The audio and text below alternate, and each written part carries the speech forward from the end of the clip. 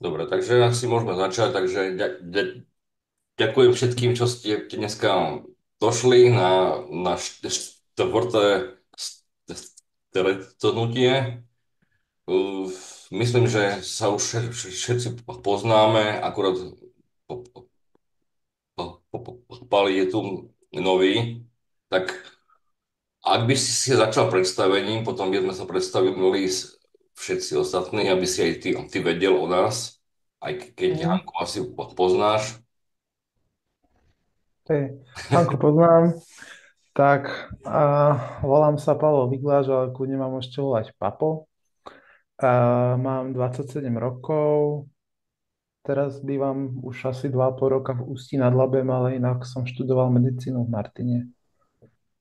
A, som radiológ, mám teraz 7-mesačné dieťa a tak koktal som od malička, vlastne aj počas celej základnej, strednej školy a prvé asi 2 roky na výške. A potom som šiel teda do novej mluvy a už je to asi 5 rokov, čo som tam bol. Si myslím, že už je to taký čas. Že minule mi to vyskočilo akurát, že keď som pridával fotku, že s diktafónom, tak už to asi vyšlo, že fotka pred 5 rokmi. No a tak tam mi teda veľmi pomohli. Um, Asi nebudem hovoriť, alebo možno aj skôršie, že ako to prebiehalo, ale to už asi všetci vedia. A teda zatiaľ, alebo stále, alebo je to super. Myslím, že v porovnaní s tým, ako som koktal predtým, tak teraz to je 200% lepšie. Samozrejme, sem tam sa mi stane, keď som unavený alebo niečo, že zopakujem prvé dve slabíky alebo niečo také, ale tak to sa stáva každému. Takže ja si nad tým veľmi nelámem hlavu. A hlavne ten účel, kvôli čomu som chcel, že hovoriť plynule, tak aby som sa s pacientami vedel rozprávať, aby som na kongresoch vedel plynule rozprávať, aby mi to aj nejako, teda ono mi to ešte navyše pomohlo k tomu nejak prekonávať stres a takéto veci, takže ja som veľmi šťastný, že som tam šiel a že teraz hovorím tak, ako hovorím, ale teda určite to nie je tak, že ide tam človek na rok, asi trvá celkovo ten kurz a po tom roku, že sa už nemusí snažiť, že fakt, že celý život sa snaží a ako, tak ako aj v medicíne, že po 6 rokoch sa už nemusíte učiť, tak ani v tej novej mluve alebo s tým, aby som nekoktal, tak nie je to tak, že teraz som sa zrazu ako úplne vyliečil a nemusím nič preto robiť. Takže je to fakt cesta, alebo teda cieľ a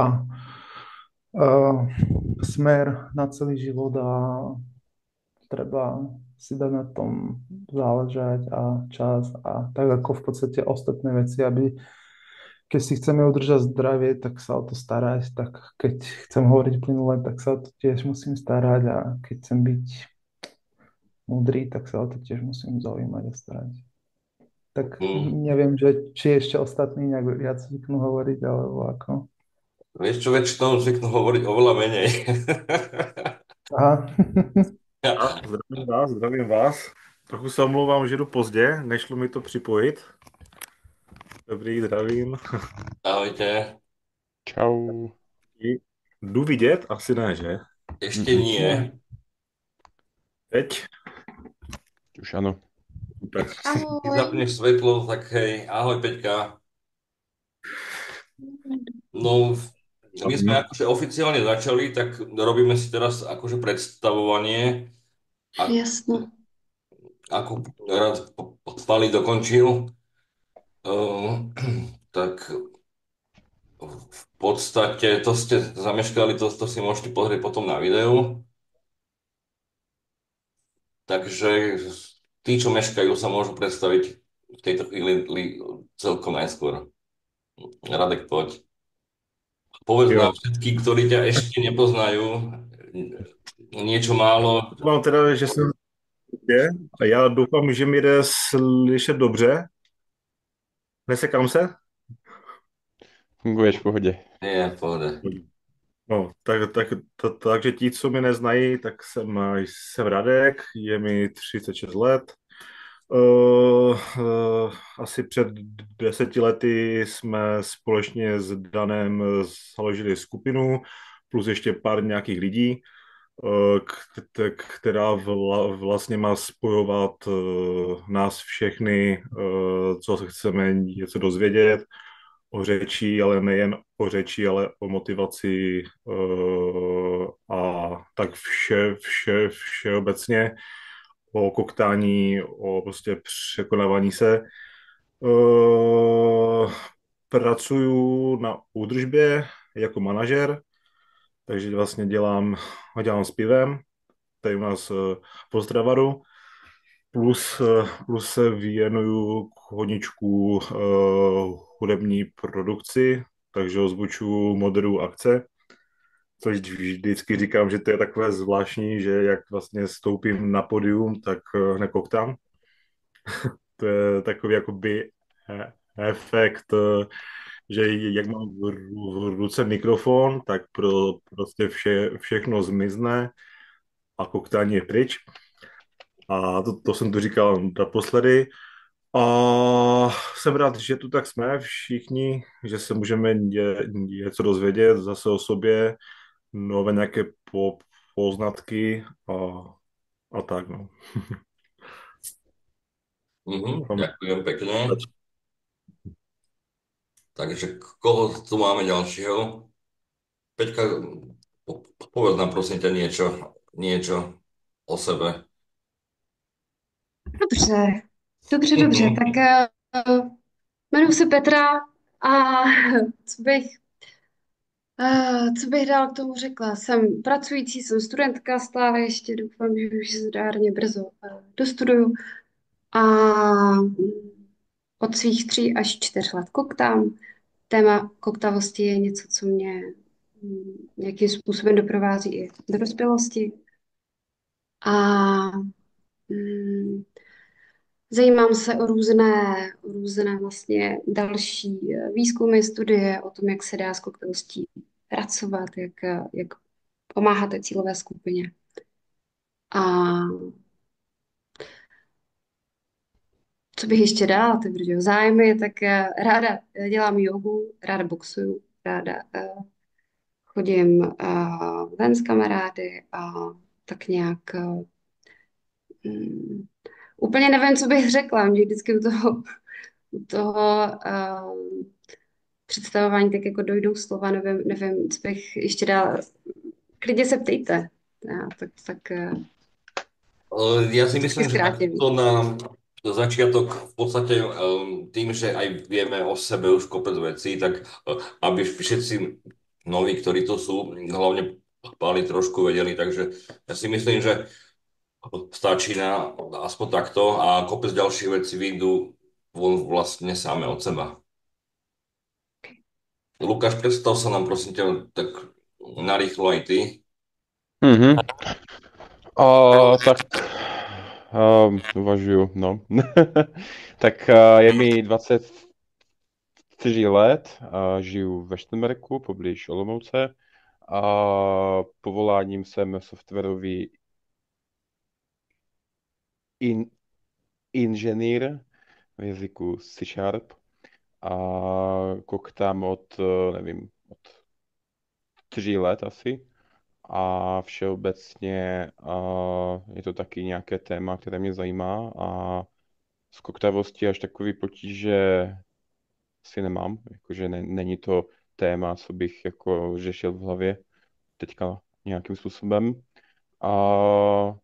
a zjistil jsem, že vlastně mě nijak neomezuje, takže asi tak nějak, no. Takže spíš zkoumám, co všechno existuje, zkoumám to tak nějak jako z pozice analytika.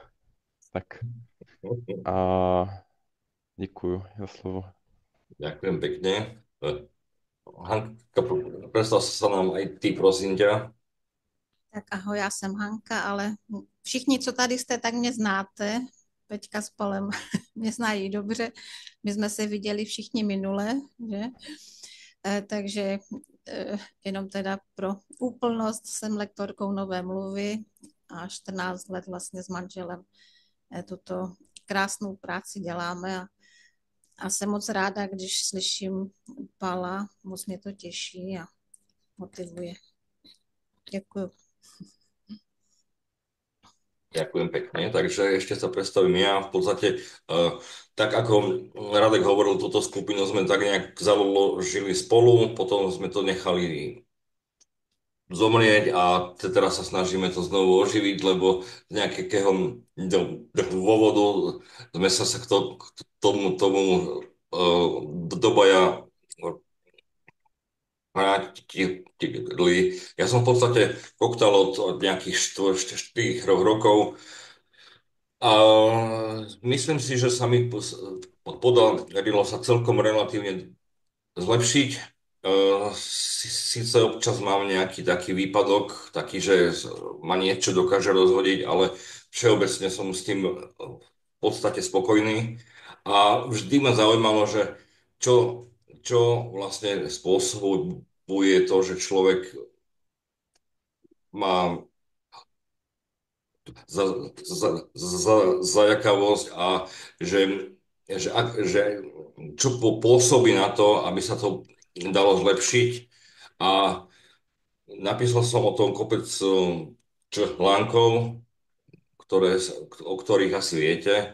Takže v podstate je to taká téma, že kvôli sebe to až tak veľmi neriešim, ale stále som v tejto téme nejakým spôsobom zainteresovaný, lebo stále to skúmam. Takže toľko za mňa. Ďakujem vám všetkým. Dnes ja som si v podstate pripravil tak je taký vianočný čas, takže aby sme sa trošku porozprávali, nemusíme nič extra nejak riešiť, ale čo mi napadlo, respektíve rozmýšľam nad tým tak už nejaký čas, že v podstate aj keď my všetci povedzme vieme, čo nám funguje, povedzme ako dýchať alebo ako hovoriť, aby to šlo lepšie, tak stále si myslím, že za tým všetkým je okrem nejakého sebavedomia, na ktorom sa dá pracovať v podstate extra nejakých logopedických cvičení, tak ešte stále je tam taká, podľa mňa, aby som to vysvetlil v podstate na sebe. Ja mám dojem, ako keby tým, že nemal som v podstate veľkú časť svojho života pod kontrolou samotnú reč, tak ako keby, že ani samotný život. Že chcem sa opýtať, že ako túto vec vlastne vnímate vy, že dať dokopy sám seba a či to má vplyv u vás, alebo malo vplyv, alebo mohlo by mať vplyv na to, že aký by to malo efekt na reč, respektíve či by to mohlo pôsobiť opačne. Dám si pod toho rolu reč a tým pádom mám viac možností, ako fungovať v tom živote, čo je asi jasné.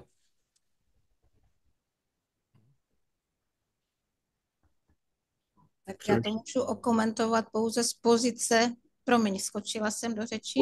Nech sa páči, poď. Ja už som skončil. Ono je to také, že ja sa nad tým zamýšľam. Niektoré veci neviem ešte sám nazvať správnymi slovami, ale snad ste pochopili, na čo som sa pýtal.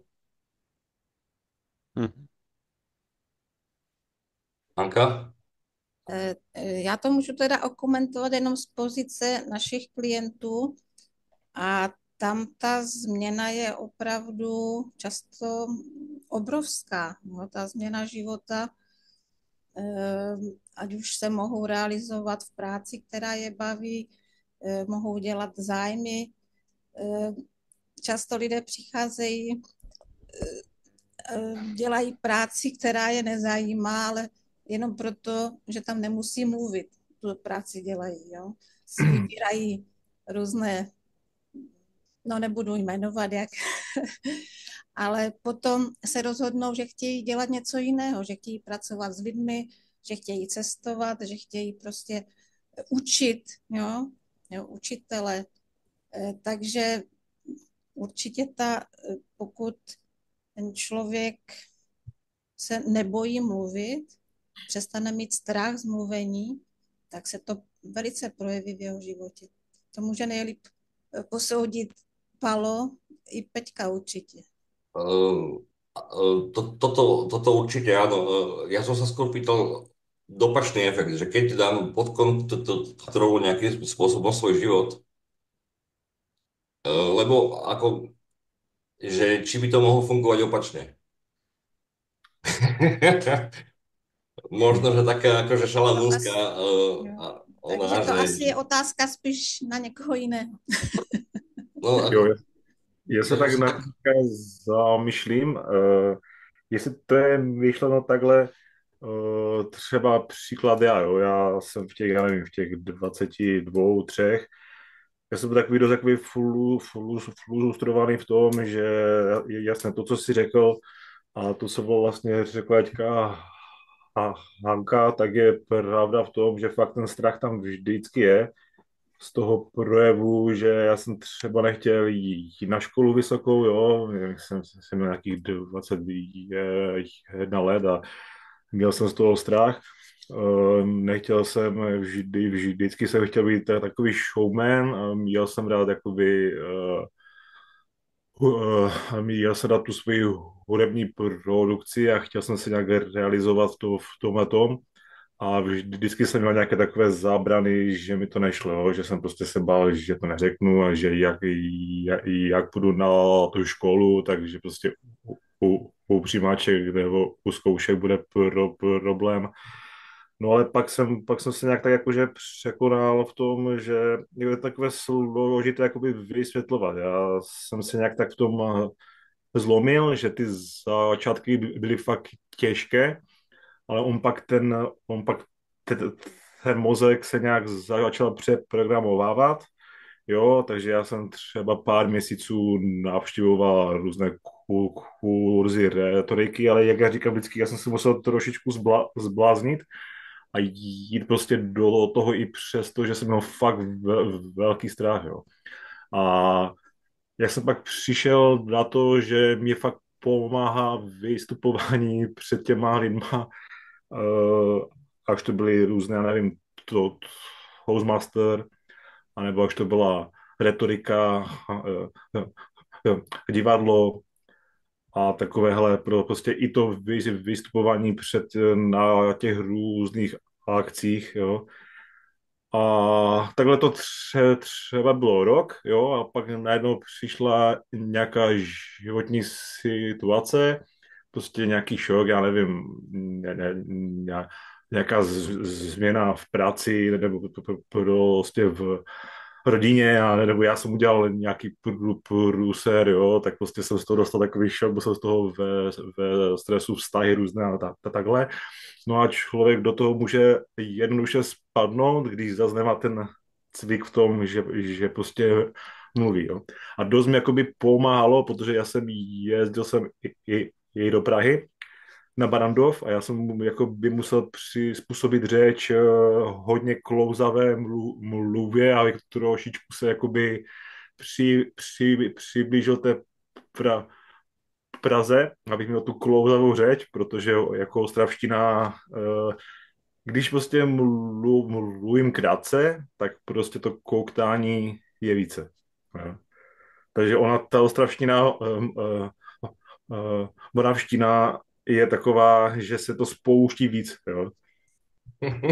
Zase to tak jakože botám, já vím, no.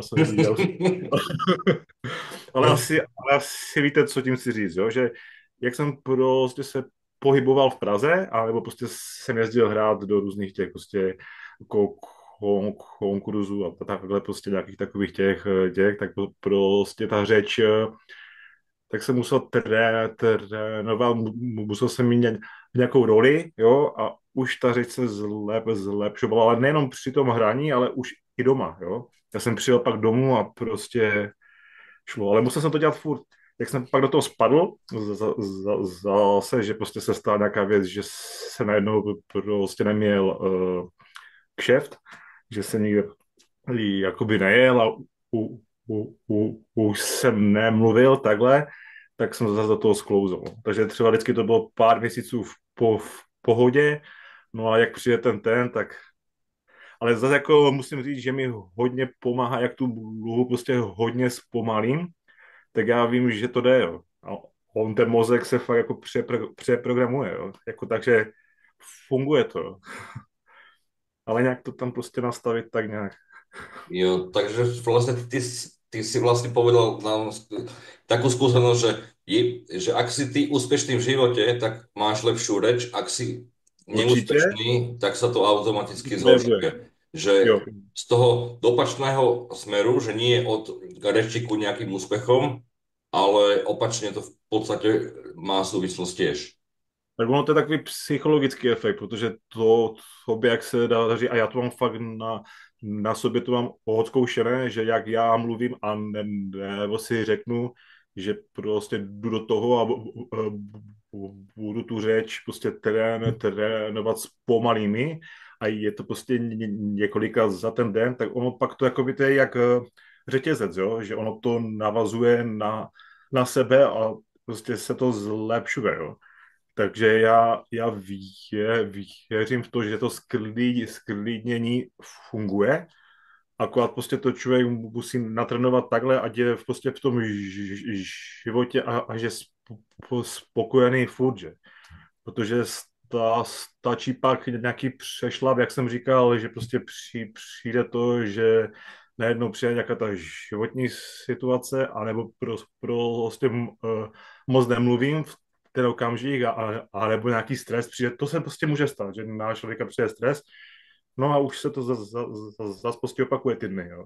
A říkám, já jsem fakt měl pár měsíců, prostě, že jsem byl v pohodě, samozřejmě vím, že koukám furt, ale dokázal jsem tu řeč tak ovládat, že už to nešlo ani navenek vůbec poznat, jo.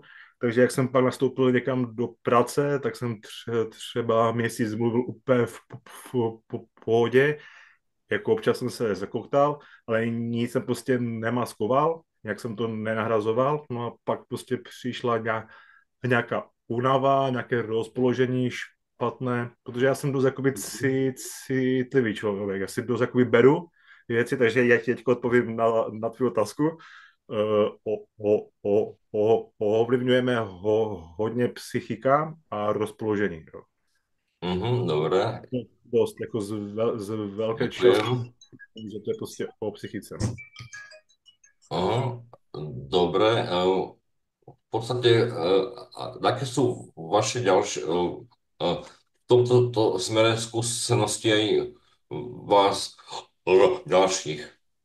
Asi vezmu slovo. Poď. Tak, kde začít? No, tak uvedu to třeba na příkladu, kdy jsem vlastně chtěl najít první zaměstnání v IT. Takže, že jo, napíšete si nějaký pěkný životopis, to všude posíláte, takhle. A teďka vám neustále volají z těch společností a snaží se jako doptat nějaké informace, takže jako v ten moment, jako kontextuálně, tak tam jako můj cíl by byl jako za každou cenu najít nějaký první zaměstnání v IT, ten cíl byl jako jasný a vůbec jako jsem v té hlavě jako neuvažoval, jako že bych se toho nějakým způsobem měl jako zbavovat toho cíle na základě koktavosti. Takže první ty volání byly jako velmi úzkostlivé až. a pak se to postupně jako otupovalo nějakým způsobem. A pak až tak moc, že už to jako bylo celkem jako, že už mi to bylo celkem jedno, že mi někdo takhle volá. A pak, když mě tady ty firmy jako postupně zvali na pohovory, tak z začátku to taky bylo celkem jako náročné, protože hlavně ta nervozita a všechno a chcete vypadat co nejlépe a chcete co nejméně se zakuktávat a tak. A, a jako po nějakých třeba 30-50 pohovorech vám to je tak jedno už, jakože to nějak už jako necítíte ani takovou jakože nervozitu zase tak moc, nebo aspoň já ne. No, ale i tak po tom nástupu do toho, jakože do nějaké té společnosti, mě tam milé, nebo možná nemile, překvapilo ta četnost té komunikace a většina lidí si představuje, že sedíme 8 hodin u počítače a kódujeme tam aplikace, magie nějaká a ve skutečnosti je to spíš jako 6 hodin mluvení, bavení, plánování, schůzky, pak oběd a pak možná něco uděláte na počítači. Takže najednou té komunikace bylo strašně hodně moc, až tak mě to nevadilo, až byly tam občas jako momenty, kdy musíte na schůzce, kde je 1000 lidí ukazovat nějakou věc, tak ty vždycky jako byly s nějakou jako s mentálním jako nachystáním jako na tu situaci, protože tam jako jistá nervozita je, že jo. A pak jako, když to ještě nějak jako se sumarizuju, tak vždycky jsem tam měl nějaký jako výkyvy, jakože třeba celý rok jsem mluvil relativně stabilně a pak třeba 3 měsíce byly nějaký výkyvy, kdy jsem třeba zaznamenával, že mluvím jako zhoršeně. Třeba jsem mi se uvědomoval, jako z jakého důvodu to je, a nebo jsou i situace, kdy jako fakt nevíte a hledáte, ale to není až tak jako důležitý, spíš jako co mi asi vždycky jako pomohlo, jako aby ostatní lidi věděli, jakože ano, mám tady jistý nějaké komunikační potíže, občas to jde vidět a, a jakmile vím, že oni to vědí, tak je mi to jedno už jako nějakým způsobem a už se nebudu jako ani v hlavě pozastavovávat myšlenkově jako nad tím, jestli jako to někomu vadilo, že jsem komunikoval takhle, nebo jestli jsem jako byl takhle. Minimálně mě vždycky zajímalo, pokud byla nějaká ta schůzka, jestli obsahově jsem to jako splnil, a, ale jako v plynulosti tam nic moc jako neudělám, takže takhle nějak. A zdali mám odpověď na tvoji otázku, tak je to velmi složité. Já myslím, že jako dost často, aspoň třeba v tom dospívání, jsem si jako uvědomoval, co všechno, jako kam jako nechci jít s mluvením, jako že se nechci vystavovat některým situacím, ale teďka v dospělosti tak se musíš tomu vystavovat, takže, takže já nevím, jako jestli to jde tak jako jednoznačně jako říct, jo, že jestli jsi úspěšný v životě, no minimálně musíš mít ten tvůj cíl v životě musí být jiný, než jenom se zbavit koktavosti. Jako ten cíl musí být prostě odlišný, než si říct, že chceš mluvit plynule. Protože jakmile se Mhm. zafokusuješ na mluvu, tak prostě seš v háji. Jako, takže čím víc jsem zafokusovaný třeba, nevím, na moji budoucnost, na moje úspěchy, na všechno možné, jen ne na mluvení, tak to vždycky bylo dobré. Doufám, že jsem nějak odpověděl na otázku. Ono, keď som ťa počúval, ako veľmi zaujímavé, že, že kam ťa to, ako si začal hovoriť, doviedlo, mimo v podstate toho, čo som sa pýtal, ale všetko to malo súvislosť. A um, musím súhlasiť s tým, že tým, že reč je ako povedzme vedlejší efekt toho, ako sa sami cítime sami so sebou, tak ako tam nemá byť cieľ tá reč, ale v podstate dať dokopy povedzme seba. Takže tak, že v tomto zmysle súhlasím. Hm? Pali, aká je no, skúsenosť, ako máš ty s týmto aspektom? No ja si myslím, že hoci kto na sebe pracuje, nech je to v hociakej oblasti, tak to následne ovplyvňuje jeho život. A či už pracujeme na tej reči, alebo sa vzdelávame, alebo pracujeme v hociakom inom sektore, tak keď sme nastavení tak, že sa chceme posúvať ďalej, máme nejaký cieľ, ku ktorému smerujeme, tak to ovplyvňuje nie iba to, kam smerujeme, ale aj všetky ostatné veci. A čo sa aspoň mne týka, tak mne, ja mám pocit, že ako som uh, sa naučil plynule hovoriť, tak celkovo sa mi ten život zmenil k lepšiemu. Ale nebolo to len z tej časti, že som bol rád, že plynule hovorím a že už som mal trošku viacej sebavedomia a nemal som taký stres, ale že keď som si uvedomil, že máš v sebe nejakú tú silu, aby si to prekonal, aby si sa naučil plynule hovoriť, tak tým pádom vieš dokázať hoci čo na čo si vlastne spomenieš alebo čo si určíš ty, že chceš dokázať. A preto si myslím, že a,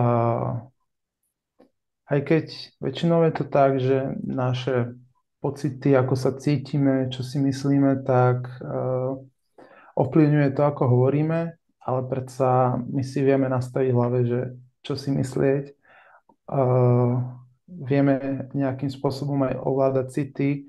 Keď sa nám niečo stane, tak predsa nie je dôležité, čo sa nám stane, ale ako sa k tomu postavíme. Takže jednak to, že áno, to, jak sa cítim, ovplyvňuje moje reč, ale ja viem aj ovplyvniť to, jak sa cítim a tým pádom Určite. ovplyvním tú reč a zase je to taký kruh, ktorý, respektíve nie kruh, ale špirála, ktorá samozrejme každý má nejaké chvíle, kedy to je horšie, kedy to je lepšie. To asi nezmizne nikdy. To aj ľudia, čo nekoktajú, tak majú proste chvíle, keď sú hore, keď sú dole. Takže keď taká chvíľa príde, tak treba sa ako z mojej skúsenosti ukludniť, fakt vypnúť, nechať si vyčistiť hlavu, aby sa človek na všetky veci pozrel tak s nadhľadom a za pár dní to prejde a človek pokračuje v tom, čom je nastavený. Takže ja si myslím, že to, že niekto lieči alebo rieši svoju koktavosť, tak už to je dobrý predpoklad na to, že keď to rieši, že bude chcieť riešiť aj nejaké iné veci v živote a že už len tá vlastnosť, že niečo chce sa zlepšovať, tak aspoň mňa to naučilo, že byť aj viacej ambicioznejší a v podstate tak, no. Ďakujem. Ono, ja si osobne nemyslím, respektíve takto, aby som sa vyjadril, hovoril si, že ak niekto rieši svoju koktavosť, tak že je tam predpoklad, že začne niekto riešiť aj nejaké ďalšie veci. Ono v tom najlepšom prípade áno a ono to často k tomu vedie, ale moja skúsenosť je, že kopec ľudí sa chce zamerať iba na reč a nie na tie ostatné veci. A keďže je to podľa mňa vedľajší efekt, tak dá sa na tom pracovať z rôznych smerov nezávisle a tým pádom by to mohla byť šanca na možno rýchlejšie alebo lepšie výsledky. No, ako ja si osobne myslím, že to je nejak, ide so sebou ruka v ruke. Určite. že keď sa človek ako rozhodne, že chcem byť teraz, ja neviem, lepším človekom, tak predsa nebudem chlastať alkohol, ale pritom si budem hovoriť, že chcem hovoriť plynule, že Jas. proste keď niekto sa rozhodne, že chce byť lepším človekom, tak áno, pre niekoho je najdôležitejšie hovoriť plynule, ale ide s tým ruka v ruke aj ďalšie veci. Určite. Ja sa dívam, že za minútu tu skončí tento hovor, takže ja by som ho v tejto chvíli ukončil, ak nás to úplne nestopne skorej a prihláste sa prosím na rovnaký odkaz ešte raz. Takže ukončujem a vidíme sa za chvíľku. Myslím, že sme všetci naspäť. Ešte tu máme Zdenka, umýhla sa na chvíľku asi aj Zuzka. Mhm. Takže um, kto chce ďalej povedať svoju skúsenosť? Ostáva ešte Peťka, Hm. Zdeněk a ide aj Zuzka teraz, takže Asi čekají ještě, než je to pustí. No. Jestli, jestli můžu zareagovat na Pala, jak vlastně říkal, že je třeba zapracovat i na psychice a na prostě motivaci a prostě nějakého toho seberozvoje, tak určitě má pravdu.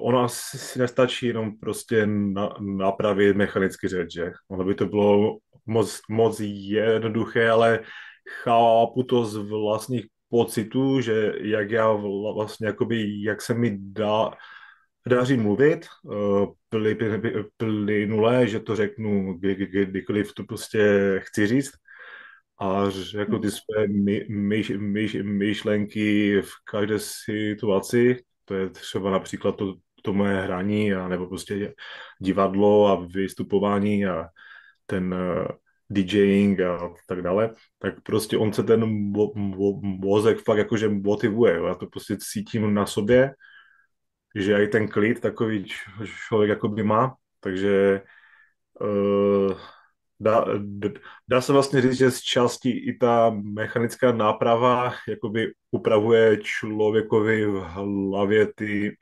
myšlenkové pochody a ty nálady, jo.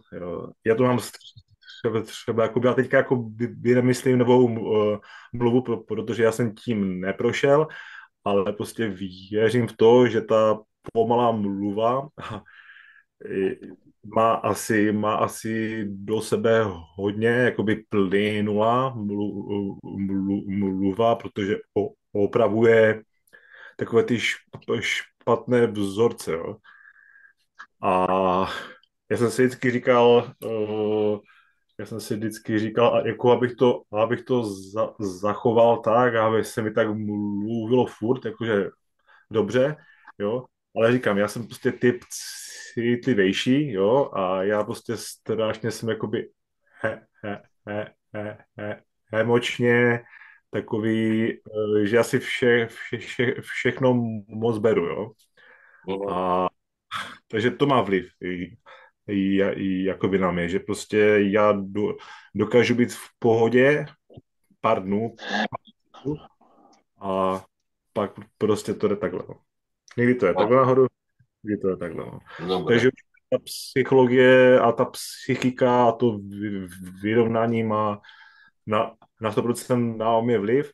A říkám, já jsem chodil jsem dlouhou dobu do kurzu retoriky, různých kroužků, herecké kroužky a prostě potom se mi ta řeč rapidně napravovala. No. Dobre, ďakujem. Akože nie, že by som ťa chcel stopnúť, ale aby sme sa dostali doli všetci.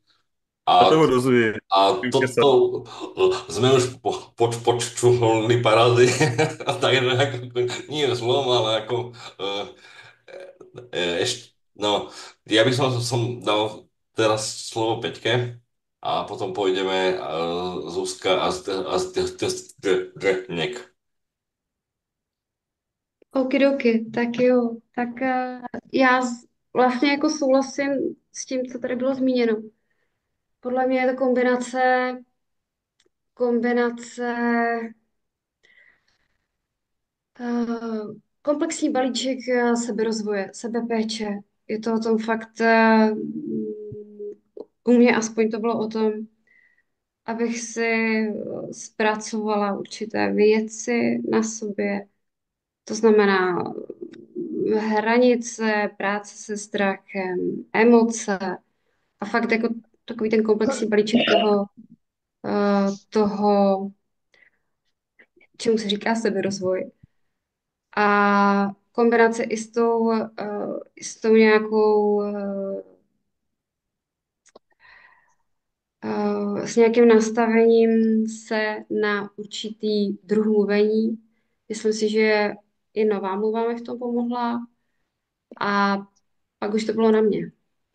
Už si myslím, že je to fakt o tom si to zpracovat v tom svém světě a myslím si, že když bych pohlížela na určité situace a i sama na sebe, i za doby mluvit, tak si myslím, že bych určitě asi nebyla tam, kde jsem teďka. No. Ale je to neustálá práce. To fakt jako o neustálém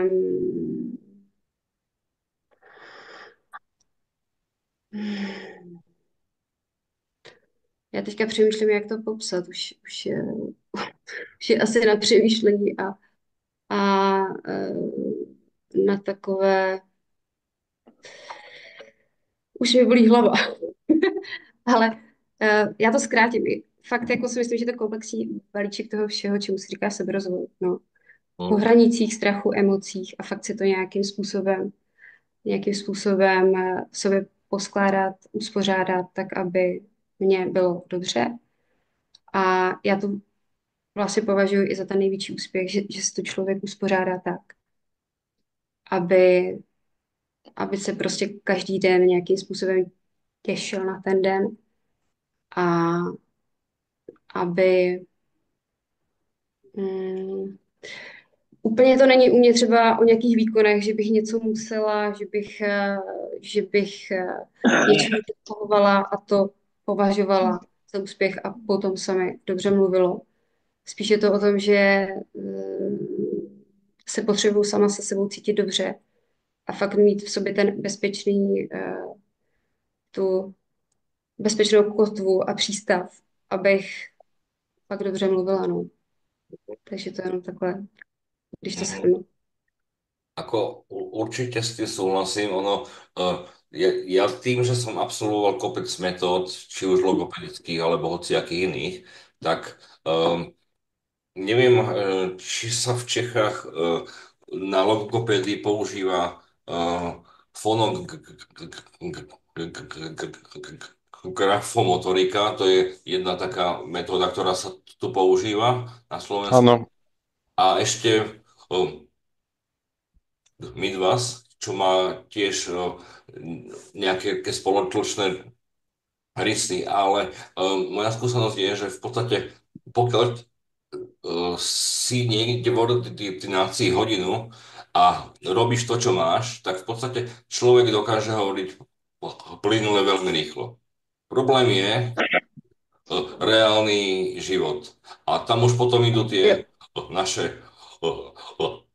presvedčenie a strachy a zvyky a rôzne takéto ďalšie veci, že to, že človek na hodinu hovorí dobre, to je stále málo, aby to reálne dokázal používať a potom je to práca so všetkými týmito vecami, o ktorých sa bavíme všetci. Jo, souhlas. Jo. Pozerám, že tu máme Zuzku. Nevím, či nás... Já vás všechny moc zdravím. Já jsem vás dlouho jenom poslouchala, protože jsem byla taxikář svých dětí a rozvážela jsem je různě po městě, takže už jsem zpátky doma a ráda vás vidím. Mám se taky vyjádřit k té otázce. Mhm. Pro mě to bylo vždycky taky jako součet takových víc věcí. Potřebovala jsem se cítit vždycky přijímaná v tom svém prostředí a i třeba mezi lidma, se kterými jsem mluvila. A když jsem cítila, že mě přijímají, že jsem pro ně příjemná osoba, tak se mi mluvilo líp. Takže to bylo určitě o nějakém svém sebevědomí, který jsem měla. Bylo to samozřejmě v obdobích různě. Někdy se mi mluvilo líp, někdy hůř, aniž bych věděla proč. A je to, jak říkala třeba Peťa, je to hodně o té práci na sobě. A já myslím, že jsem právě třeba tím, že jsem nastoupila na tu novou mluvu, tak to byla investice do sebe, investice prostě do té mojí osobnosti, to, co jsem vždycky odkládala, že jsem se stala trochu klidnějším člověkem díky tomu a celkově pro mě to byl ten hlavní zvrat v tom životě, kdy se prostě ta řeč stala plynulou. A ano, pořád to člověk musí kontrolovat, pořád vlastně přemýšlím nad tím, abych mluvila tou novou mluvou, ale pro mě je to teda takový benefit obrovský, že mi to vůbec nevadí, jako že nad tím třeba přemýšlím a čím víc vlastně tu novou mluvu mám pod kůží, tím i míň nad ní třeba myslím. Tím míň vlastně přemýšlím nad tím, jak to řeknu. Ďakujem. Ešte nám tu ostal nakoniec dvetník. Neviem, či nás počuje. Nevím, jestli mě vidíte nebo ne. Já se sebe vůbec nevidím, nemůžu to vůbec to nastavit. Už jsem tam... Počujeme ťa, nevidíme ťa, ale nevadí, ale povedz nám aj ty nejakú svoju skúsenosť. Ale to já teda zjišťuju, že nevím, jak to zní tam u vás, nebo čili teda takhle. Ale já to zjišťuju, když tam mluvím, ne, že bych se třeba zachoptal, to moc ne, ale zjišťuju to, že mluvím hodně nesrozumitelně a hlavně nosem, nevím, jak to zní tam u vás, jo, co já jsem si třeba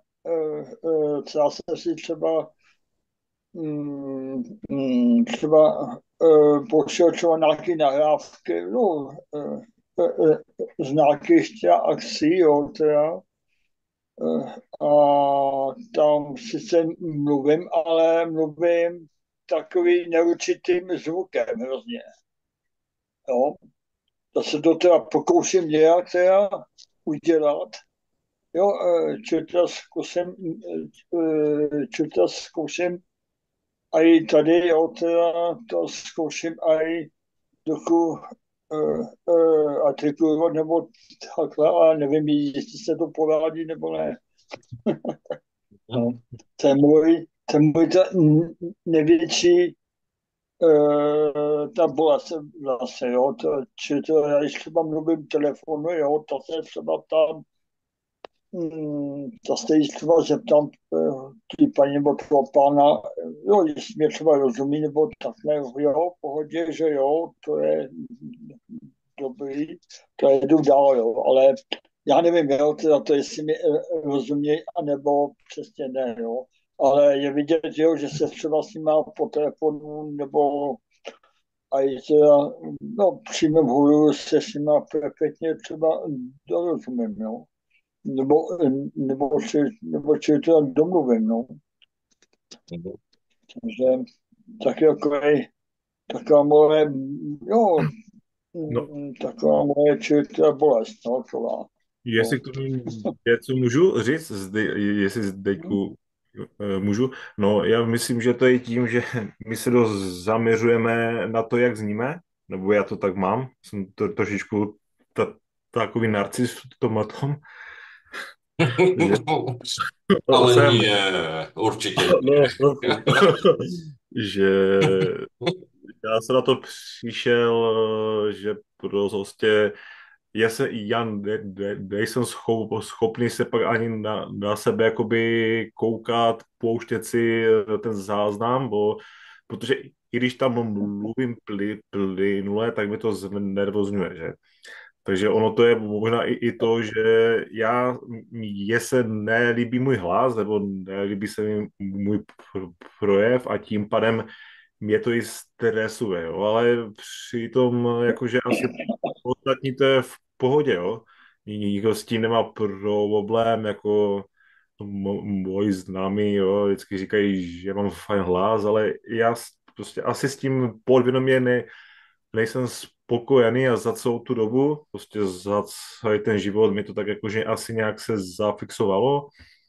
Asi to může mít taky vliv. Teďka jsem jakoby reagoval na Zdeňka, že to si jakoby děláme my v té hlavě, že?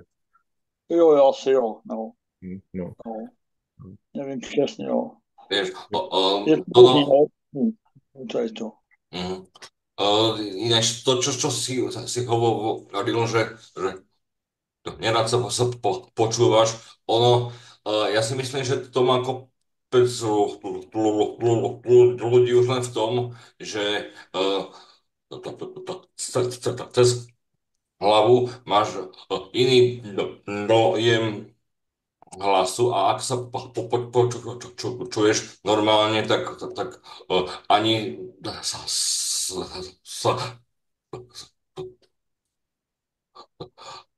eh, nepoznávaš sa, takže ono je to týmto. Mhm. Jo, souhlasím. Jo, No. Ja sa ospravedlňujem, ale ja už budem musieť ísť, lebo mám nejaké povinnosti, tak prihlásim sa znova na budúce a som rád, že som tu mohol byť dneska Super. a teším sa teda na ďalšie stretnutie. Držte sa. Daj mi. Tak jo. Ahoj. Krásné Vánoce, Pali. Aj vám. Vánoce. Ďakujeme. Ahoj. Ahojte. Vianoce. Ahoj. Ahojte. Ahoj. Ahoj. Dobre, ja sa dívam, že máme za sebou takú hodinku, možno, že niečo málo navyše. Chcel by ešte niekto povedať čokoľvek mu príde na rozum, možno nejaké námety, čo robiť po ďalšom roku, alebo proste hocičo, respektíve ak vieme nejak pomôcť, alebo proste čokoľvek takéto. Makat na sobě a trénovat tak, jak prostě uznáme za vhodné, jak na to budeme naladění a prostě rozvíjet se a nezakrýt. Protože vím, že jak člověk prostě začne přemýšlet nad tím, že to nejde a že začne být negativní, a tak pak je to taková vlna, ze které se těžko pak dostává. No. Takže vlastně dá spojit, že tě ještě přerušu, spojit ten trénink té řeči, ať to je cokoliv čtení na hlas, anebo prostě i různý nějaký kurz artikulace, anebo prostě i to divadlo, to, co máte rádi, spojit to s tou řečí a prostě trénovat a zkoušet to. Jako, ono se to lehce říká, protože jsme lidi a máme prostě ten tendenci mít špatné nálady a prostě spadnout do depresí a do různých takových těch, a tak nějak prostě furt se nějak posouvat dál a takhle. Já třeba hodně pro mě, jo, že jsem tě skočil do řeči. Já třeba hodně čtu dětem, jo, vnoučátům spíš, že jo, teda, mladí mě tady teda poslouchají, no, protože oni mě teda slyšejí tady teda před dveře. Úplně, no, to sedíme, teda, to jak tam čteš. Vůbec teda, žádný teda zadehnutí, nic vůbec a čteš teda pěkně plynule všechno. No, takže, jo, to mě třeba docela aj pochválili a ono asi je pravda, jo, že patří trénovat a když se čte teda těm dětem, jo, tak on už teda čte už v té fázi, jo, protože víš, že jako ptáš, jo, nebo blbě víš, nebo takhle, tak už nechceš, aby to ty děti moc poznali a takže se tam teda čteš, tak aby to bylo hodně srozumitelný a takhle, no. A myslím, že ten trénink a této čtení docela hodně pomáhá a komunikace s lidma, no, hlavně, no. Nebát se, jo, nebát se mluvit Tak, před lidma a telefonovat a vyřizovat něco a takhle. jestli to ještě můžu doplnit, protože ono, když člověk ví, že umí mluvit plynule, já to vím a umím mluvit bez bloku, tak prostě musí nad tím pořád přemýšlet, že to vyjadru tam je, že když už to jednou šlo a jednou člověk prostě si dokázal navodit tu plynulost, tak je třeba se motivovat tím a říkat si to, furt si to přehrávat, vzpomínat na to, protože mi to dělá fakt dobře. Jo. Jak já si to vybavím, že to jde, namotivuju se, tak pak mi to začne jít. Jo. Takže fakt je to šílené, je to prostě psychologie, ale je to fakt, jako je to tak, no. No, Jestli můžu taky doplnit, nevím, komu jsem teď skočila do řeči, je to v pohodě. Já jenom bych doplnila, že je velká pravda v tom pořád mluvit. Že já čím jsem víc utíkala od toho mluvení a čím víc jsem nemluvila, abych nekoktala, tak tím se to začalo pořád zhoršovat. A vlastně ten strach mě pořád paralyzoval. Takže vlastně, když jsem přestoupila ze střední na výšku, kde se pak mnohem míň mluví, člověk vlastně celý dny skoro nemusí mluvit před lidma, jenom se svýma kamarádama, tak se mi ta řeč rapidně zhoršila. Chce prostě jít i přesto, že člověk ten problém má, tak tu řeč používat, no. Tak v tom hodně souhlasím. A je to taky to, že člověk musí tu řeč používat plynule a pak ta plynulost se nastartuje. Jo? Jako říkám, já jsem přesvědčený, že nová mluva funguje, protože to říkám, že když člověk si navodí tu plynulost a používá ji pořád, tak ono se to natrénuje. A je mi jasné, když to člověk dělá fakt jakože v kuse několik dní, prostě měsíců a furt to trénuje, protože sám, jak je člověk, není jakoby ve skupince, tak sklouzává k tomu zpátky, jo, zase. A tím nechci jakoby nějak prezentovat novou mluvu, protože já jsem tam nebyl, ale jenom z hlediska jakoby mojeho uvažení, co mám odzkoušené na sobě. Když prostě mluví člověk a daří se mu mluvit plynule, tak je to jak řetězec, jo? Pak to jde, no. A být nějaká jináčí metoda, třeba prostě, že říkám, já nechci jakoby reprezentovat, já jsem tam nebyl, ale vím, že jako z vlastního pocitu vím, že takové nějaké používání funguje a opravuje to i mozek, že? Jo. Takže vlastne jednou vetou, že keď to ide, tak to ide. A pokiaľ to nejde, tak ťa to tak nasiera akorát, že? No, říkám, jak to řekl, no. Že říkám, já jsem strašný narcis, no, v tomhle tom. Já musím být jakoby dokonalý moc ve všem a Dobre.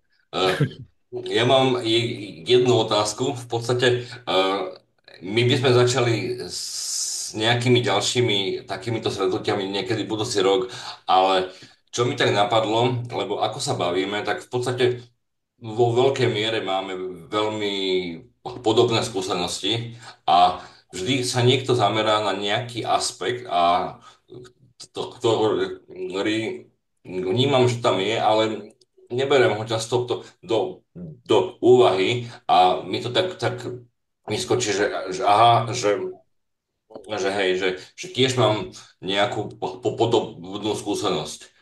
A mne tak napadlo, že urobiť v podstate nejaký prieskum alebo dotazník alebo niečo, aby sme si spravili taký nejaký sumár, že kto čo najviac rieši, respektíve čo ako kebyže naša cieľovka, hej, akože ľudia, ktorí majú rečovú vadu, najviac riešia, lebo jednak to nemusí byť reč ako taká, ale aj tie ďalšie aspekty, ktoré sú za tým, že či by malo cenu takýto nejaký prieskum, povedzme, um,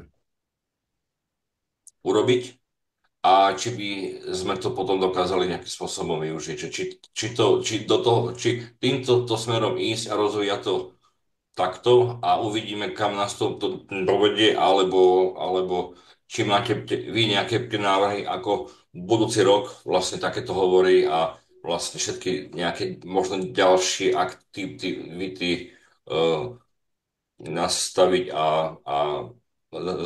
zamerať. já jsem pro určitě, jako určitě nastavit to nějak tak zase, jako tak, jak to děláme teďka, si myslím, že je úplně super, že to není nějaké jakoby tlakem a že prostě můžeme mluvit o čem chceme. A když tomu dáme nějaký řád více, tak já budu pro, no. Jako určitě ty témata udělat nějakou tu anketu, no. Nevím, Mě napadá, že by bylo fajn i nějaká anketa písemná, jestli jsi to takhle myslel, třeba na tom Facebooku, protože si myslím, že hodně lidí sem nepřijde. Já třeba bych nepřišla dřív. Prostě vím, že bych se sem nedokázala připojit a že bych ale ráda řešila ty věci. A myslím si, že i tou písemnou formou sdělí svůj názor mnohem víc lidí. Nebo to aspoň tak bych to vnímala já. Určite áno. Ani nie, že na Facebooku, ale proste urobiť nejaký dotazník s tým, že buď to rozdeliť na nejaké časti, ja neviem, že jeden týždeň povedzme obsahovo zahrnúť nejakú časť, alebo to urobiť naraz, s tým, že mali by sme z toho nejaké štatistické výsledky. Ja neviem, hodnotím svoju reč od 1 po 10, hej, a väčšina je, ja neviem, 4 až 8, hej. A proste takýmto spôsobom, že by sme tak mali prehľad, kde tak všeobecne sme, čo všeobecne ľudia riešia tak najviac a možno, že takýmto veciam sa potom venovať aj na takýchto hovoroch. Že toto je taká myšlienka za tým a taký nejaký cieľ. Nevím, Ale jestli... jo, no já jsem chtěl říct, jo, to, že tady jo, na Facebooku vlastně, tam vlastně máme 2 stránky gramatiku, že jo, jsou tam, jo, a ta se vlastně teda, jo, že tam, myslím, že Dan tam dal anketu, jo, teda, data anketu, v jakých dnech by bylo nejlepší udělat této sezení, že jo, nebo tyto videoprodukci. No a tam máš jo, třeba přihlášení jenom 6 lidí, viď? Jo, máš tam přihlášení. A přitom, přitom na té stránce, máš nějakých teda 120 lidí, to máš teda přihlášený, že jo. No, a přihlásilo se jenom 5 lidí, nebo 3 vlastně, eventuálně. No. Hej, ale tak s tým neurobiš nič. Ale No, ale to do mě třeba zájem, že jo, teda, do mě třeba zájem, že jo, teda, ta se může, na ty stránky se může k pohodě připojit, že jo, no. Když to třeba, i se třeba připojí třeba, mm,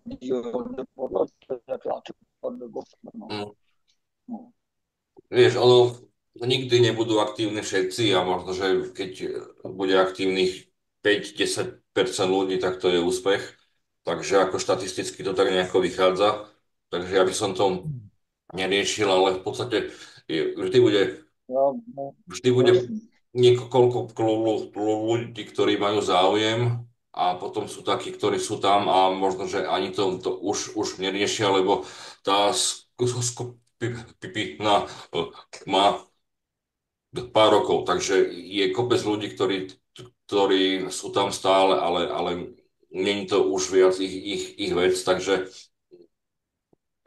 asi tak. Ja len som sa chcel spýtať tak všeobecne, že či pôjdeme touto cestou a či máte v podstate vy nejaké návrhy ďalšie.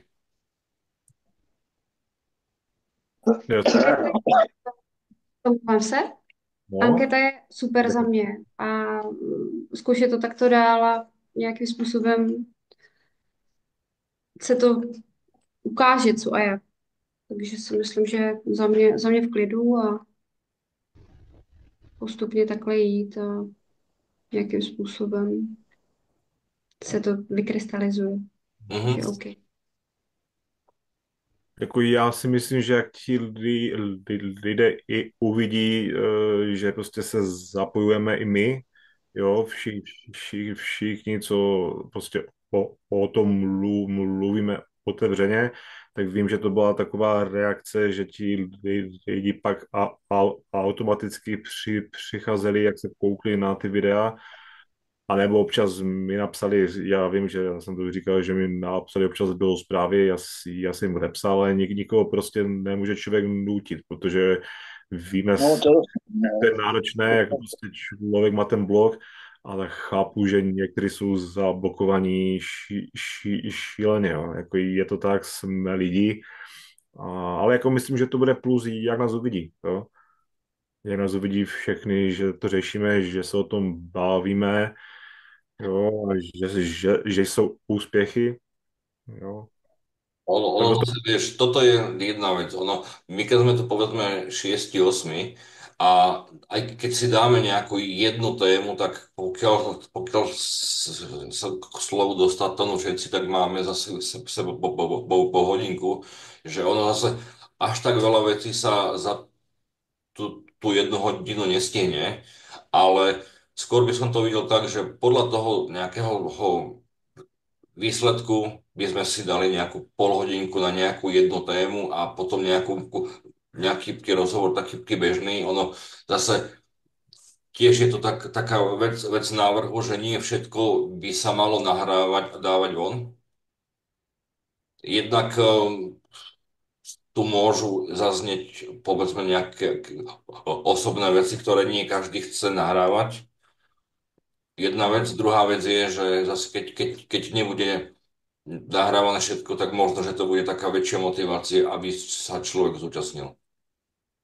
Jako já jsem pro to spojit, tak jak říkala Petra, ono se uvidí, jak se to vyvine, jo. Ale jsem pro a třeba, jak se budeme scházet častěji, i vyzkoušet nějaký trénink pro prostě někdo třeba bude mít nějaký náměr na nějakou, já nevím, jak je to psychologický, nějakou meditaci. Můžeme třeba i tak nějaký ten vstup udělat třeba na nějaký čas, jakože víš, co tím chci říct, že? Vieš, tak som Bylo to to myslel. květu. Jako myslím, že tak Dobrý, dobrý. spojení ve skupince, Dobrý. i kdyby prostě to byl nějaký trénink, já nevím, nějaký typ na nějaký trénink, jo, nebo třeba nějaká ta hromadná meditace, nebo prostě nějaké to cvičení, doporučení. Já jsem pro i takovou cestu, jo, protože si že Určite, hej. Že dať si vždy nejakú aktivitu na pol hodinku proste rozoberať tak, nejaké, přesně to. nejaké aspekty ďalšie. Dobre, dokonca máme ešte tie 4 minúty, potom nám ukončí meeting, takže ja by som sa postupne pomaly začal učiť. Ak ešte ktokoľvek chcete čokoľvek povedať na konci, tak je miesto na pár viet. Mně je i fajn ta myšlenka, že ne všechno se může nahrávat. Tak tady může taky zaznít zajímavější věci. Určite áno. Já vám chci hlavně popřát krásné Vánoce, hodně štěstí, zdraví, ať prostě máte v sobě stále tolik odvahy, nadšení a pracujete na sobě. To je opravdu důležité v životě. Všichni musíme na sobě pracovat, abychom něčeho dosáhli. Takže držím palce a jsme všichni spokojení a šťastní. Děkujeme. Ďakujeme pekne. Děkujeme. A v Já podstate nijak lepšie by som to ja neukončil, ako to spravila Hanka, lebo v podstate, že na takéto pekné slova ja až tak veľmi nie som, takže ako mne sa to veľmi páčilo. A za mňa užite si Vianoce, oddychujte a budeme sa vidieť niekedy budúci rok. Taky přeju všem pěkný Vánoce a hlavně Nový rok a hlavně zdravíčko a boj proti kochtavosti. Nebojovat, ale říkám, mějte se rádi, protože pak ta řeč se zlepšuje, jak člověk se chová k ostatním a prostě je příjemný, pozitivně naladěný, tak pak ta řeč je lepší. No. Já přeju taky krásné Vánoce všem, ať vlastně jdeme do toho nového roku s klidnou myslí a i s tím, že prostě jsme takový, jací jsme, takže i když tam bude zadrhnutí, tak se takový bereme a přijímáme a ať na sebe netlačíme zbytečně. To si taky myslím, že nemá pak cenu, že to bude spíš kontraproduktivní. Takže odpočinek je taky důležitý, nejenom ta usilovaná práce, ale i ten odpočinek, i to, že se prostě někdy zadrhnu a tak to je. Život jde dál. Dobre. Jo. Taky přeju všem krásný Vánoce a hezký nový rok a přeju všem ten pokoj v sobě. Ahoj. Děkujem. No, Mějte se. přeju taky všem všechno nejlepší. Tak tečí. Dobre. Ďakujem. Ahojte.